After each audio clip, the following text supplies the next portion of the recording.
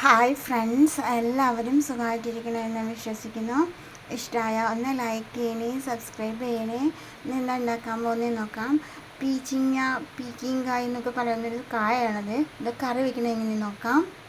എല്ലാവർക്കും ഇത് അറിയുമെന്ന് വിചാരിക്കണം കേട്ടോ, കണ്ടിട്ടുണ്ടാവുമെന്ന് വിചാരിക്കണം. ഇപ്പോൾ ഇത് ഇങ്ങനെ തൊലിയൊക്കെ കളഞ്ഞ് ഇങ്ങനെ വൃത്തിയാക്കി എടുത്തിട്ടുണ്ട്. അതിൻ്റെ മേലത്തെ ഇത് മാത്രമേ ഞാൻ അങ്ങനെ കളഞ്ഞിട്ടുള്ളൂ. ഇതിന് ഒരുപാട് വൈറ്റമിൻ അടങ്ങിയിട്ടുള്ള ഒരു കായ ആയതുകൊണ്ട് തന്നെ വളരെ ഇതുപോലും കളയേണ്ടതില്ല എന്നാണ് പറയാറ്. പക്ഷെ ഞാനിത് വേണ്ടാന്ന് വെച്ച് കളഞ്ഞു കേട്ടോ. ഇപ്പോൾ ഈ ഒരു വലുപ്പത്തിൽ ഞാൻ കട്ട് ചെയ്തെടുത്തിട്ടുണ്ട്. ഇതിനെക്കുറിച്ച് എന്തായാലും പറയുകയാണെങ്കിൽ ഒരുപാട് ഗുണങ്ങളുള്ള ഒരു വെജിറ്റബിൾ ആണെന്ന് തന്നെയാണ് പറയാറ് കേട്ടോ. എല്ലാം ഞാൻ കട്ട് ചെയ്തെടുത്തിട്ടുണ്ട്. ഇത്ര ചെറിയുള്ളി എടുത്തിട്ടുണ്ട്, ഒരു 10-20 ഉണ്ടാവും. ചെറിയുള്ളി, വെളുത്തുള്ളി, ഒരു കുടം വെളുത്തുള്ളി വലിച്ചത്, പച്ചമുളക് ഒരു 3 ഒരു തക്കാളി, അതൊരു സവാള പകുതി മതിയാവും. ഇതൊന്ന് ഇടിച്ചെടുക്കാം. ഇടികളിലിട്ടിട്ട് ഒരു ചട്ടി ചൂടാവാൻ വെച്ചിട്ടുണ്ട്. അതിലോട്ട് ഒരു 2 സ്പൂൺ വെളിച്ചെണ്ണ ഒഴിച്ചു കൊടുക്കാം. വെളിച്ചെണ്ണയാണ് കേട്ടോ ഈ കറിക്ക് ടേസ്റ്റ്. ഒന്ന് ചൂടായി വരട്ടെ. അതിലോട്ട് 1/2 ടീസ്പൂൺ ഉലുവ, 1/2 ടീസ്പൂൺ ചെറിയ ജീരകം ഇട്ട് കൊടുക്കാം. ഒന്ന് പൊട്ടട്ടെ. അതിലോട്ട് ചതച്ച ഇഞ്ചിയും വെളുത്തുള്ളി ഇട്ട് കൊടുക്കാം.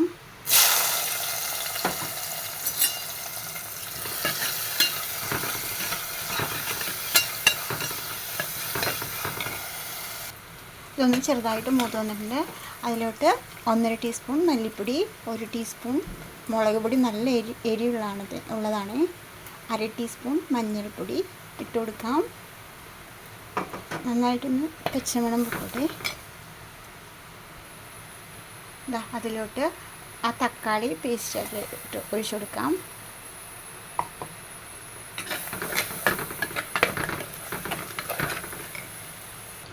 ആ തക്കാളി എണ്ണയിൽ കിടന്ന് ഒന്ന് മൂത്ത് വന്നോട്ടെ. ഇളക്കി കൊടുക്കാം.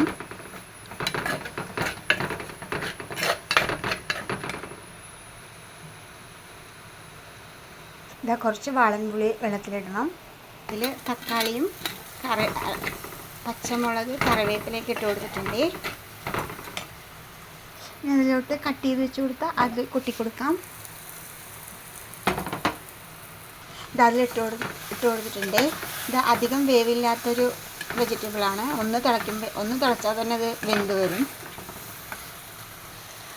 ഇതിലോട്ട് പാകത്തിന് ഞാൻ ഉപ്പിട്ട് കൊടുത്തിട്ടുണ്ട്.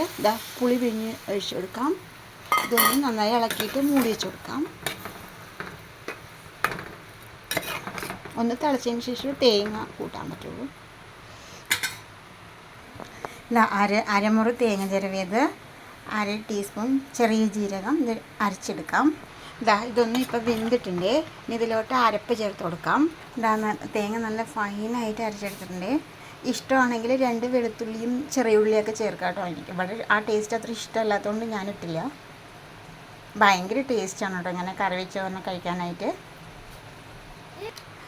തേങ്ങ ചേർത്തു. ആ ജാറ് കഴുകിയ വെള്ളം ഒഴിച്ചു കൊടുത്തു. കുറച്ചുകൂടെ വെള്ളം വേണ്ടി വരും. ഉപ്പൊക്കെ കറക്റ്റാണ് കേട്ടോ, എരിവും പുളിയൊക്കെ കറക്റ്റാണ്. നന്നായിട്ട് തിളച്ചൊക്കെ വന്നിട്ടുണ്ട്. ഒരു അടിപൊളി ടേസ്റ്റി ആയിട്ടുള്ള ഒരു കറി റെഡി ആയിട്ടുണ്ട്. ഇഷ്ടമായ ഒന്ന് ലൈക്ക് ചെയ്യണേ, സബ്സ്ക്രൈബ് ചെയ്യണേ, കമൻറ്റ് ചെയ്യണേ. ബൈ.